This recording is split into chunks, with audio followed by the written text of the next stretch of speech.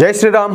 అందరికీ నమస్కారం. Welcome to news అఖండ. నేను మీ కస్తూరి శ్రీధర్. మిత్రులారా, ఈ అమెరికా అధ్యక్షుడు డొనాల్డ్ ట్రంప్ మొత్తానికి పాకిస్తాన్కి అయితే దోల తీర్చాడు, ఊరికే కూడా కాదు. దీంతో పాకిస్తాన్కి ఏం చేయాలో అర్థం కావడంలే. తమ పైన డొనాల్డ్ ట్రంప్ అడ్మినిస్ట్రేషను మరీ ఇంత కఠినంగా ఉంటాయని చెప్పేసి పాకిస్తాన్ అయితే అసలు ఊహించలేదంట. కానీ ఈసారి మాత్రం డొనాల్డ్ ట్రంప్ పాకిస్తాన్ అయితే ఒక ఆట ఆడిస్తాడు. సరే, ఇక డైరెక్ట్గా పాయింట్కి వస్తే, అమెరికా అధ్యక్షుడు డొనాల్డ్ ట్రంప్ కొన్ని దేశాల మీద ట్రావెల్ బ్యాన్ విధించాలని చెప్పేసి భావిస్తున్నాడు. అమెరికా రక్షణ భద్రతల కోసం అమెరికా ప్రభుత్వం ఈ నిర్ణయం తీసుకుంటుంది. అసలు ఈ ట్రావెల్ బ్యాన్ అంటే ఏందో ఒకసారి మీకు చెప్పే ప్రయత్నం చేస్తా. ఏదైనా ఒక దేశంలో రాడికల్స్ ఎక్కువగా ఉన్నారనుకోండి, ఆ దేశంలోని ప్రజలు ఆటోమేటిక్గా ఈ రాడికలైజేషన్ అయిపోతారనమాట. ఇక ఆ దేశ ప్రజలు గనక అమెరికాకు వెళ్ళినట్లయితే అమెరికా ప్రజలకు కూడా ఈ రాడికల్ భావజాలాన్ని ఎక్కించి అమెరికాను కూడా వలకాడు చేస్తారని చెప్పేసి డొనాల్డ్ ట్రంప్ భయపడతాడు. మీకు ఇంకా అర్థం ఏంటంటే చెప్తా.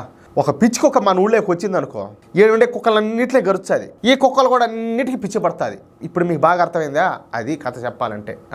సరే, ఇంకొక ఉదాహరణ చెప్తా. ఇప్పుడు బంగ్లాదేశ్ ఉన్నది. బంగ్లాదేశ్ ప్రజలు దాదాపుగా రాడికలైజేషన్ అయ్యారనమాట. ఈ రాడికలైజేషన్ అయినటువంటి ఈ ప్రజలు గత 7 నెలల కాలం నుంచి ఏం చేస్తారో మనమంతా కూడా చూస్తూనే ఉన్నాం. పిశాచాల మాదిరిగా, జాంబీల మాదిరిగా రోడ్ల మీద పడి తిరుగుతా నానా హింస చేస్తారు. మరి ఇలాంటి వాళ్ళు రేపు కనుక అమెరికాకు పోతే అమెరికా పౌరులను కూడా ఇదే విధంగా తయారు చేస్తారని చెప్పేసి డొనాల్డ్ ట్రంప్ అయితే భయపడతాడు.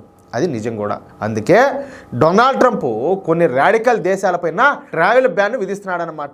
ఈ ట్రావెల్ బ్యాన్ విధించే ఆ దేశాల లిస్టులో మొదటి దేశంగా పాకిస్తాను, రెండవ దేశంగా బంగ్లాదేశ్, మూడవ దేశంగా ఆఫ్ఘనిస్తాన్ ఉన్నట్టు తెలుస్తుంది. అబ్బాబ్బాబ్బాబ్బా.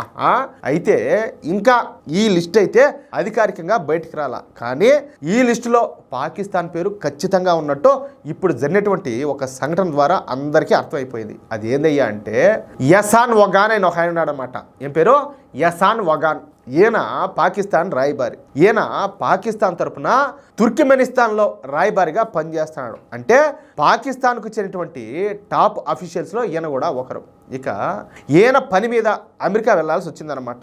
ఈ క్రమంలోనే ఈ యసాన్ వగాను అమెరికాకు పయనమైనాడు. అమెరికాలోని లాస్ ఏంజల్స్కు ఈ పాకిస్తాన్ రాయబారి అయినటువంటి ఈ యసాన్ వగాను పోయినాడు అనమాట. ఇక్కడ మీకు ఒక విషయం చెప్పాలా.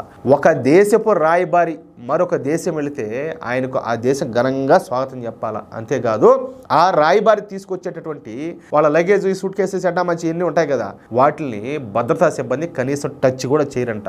ఇది అంతర్జాతీయ రూలు. ఒక దేశ రాయబారికి మరో దేశంలోకి వెళ్ళడానికి పూర్తి స్వేచ్ఛ మరియు అధికారాలు అనేవి ఉంటాయన్నమాట. సరే, తనకున్నటువంటి అధికారాలతో ఈ పాకిస్తాన్ రాయబారి ఈ యసాన్ వగాను అమెరికా విమానం ఎక్కి లాస్ ఏంజల్స్కి అయితే పోయినాడు. అయితే లాస్ ఏంజల్స్లోనే అమెరికా అధికారులు ఈ పాకిస్తాన్ రాయబారిని ఎయిర్పోర్ట్ నుంచి బయటికి పంపించకుండా, అంటే ఇది ఎయిర్పోర్ట్ నుంచి అట్ట లాస్ ఏంజల్స్కి పంపించలా, ఆడ అడ్డుకున్నారు. అడ్డుకోవడమే కాకుండా అతని ఫైల్స్ను, పాస్పోర్ట్ను చెక్ చేయడమే కాకుండా అతడు ఒక దేశానికి రాయబారి అని కూడా చూడకుండా ఆ పాకిస్తాన్ రాయబారి తెచ్చేటువంటి సామాన్లు అన్నింటిని కింద పడేసి అన్నీ ఎతికినారంట. ఏదే బ్యాగులు ఇదిలిచ్చి ఎతికినారు. నిజానికి ఇలా చేయడం అనేది సంబంధిత దేశానికి, అంటే పాకిస్తాన్కు ఘోర అవమానం జరిగినట్టు. అయితే అంతటితో ఊరుకొని ఈ అమెరికా అధికారులు పాకిస్తాన్ రాయబారి అయినటువంటి ఈ యసాన్ వగాన్ను అమెరికాలోకి అడుగు పెట్టనీయకుండా ఎయిర్పోర్ట్ నుంచే అటు నుంచి అటే మరొక విమానం ఎక్కించి మళ్ళీ పాకిస్తాన్కి అయితే పంపించేశారు. సో పాకిస్తాన్ రాయబారినే తమ దేశంలోకి రానివ్వలేదు అంటే ఒక సాధారణ పాకిస్తాన్ ప్రజలను ఖచ్చితంగా అమెరికా అయితే రానివ్వదని అర్థమవుతుంది. అంటే అతి త్వరలోనే ఈ పాకిస్తాన్ పైన అమెరికా ట్రావెల్ బ్యాన్ను విధించనున్నదన్నమాట. అర్థమవుతుందా? అదే విశేషం మిత్రులారా. ఈ న్యూస్ అయితే మీకు నచ్చుంటుందని చెప్పి నేను అనుకుంటున్నా. ఈ న్యూస్ కనుక మీకు నచ్చినట్లయితే ఖచ్చితంగా ప్రతి ఒక్కరు కూడా ఈ న్యూస్ను షేర్ చేయండి.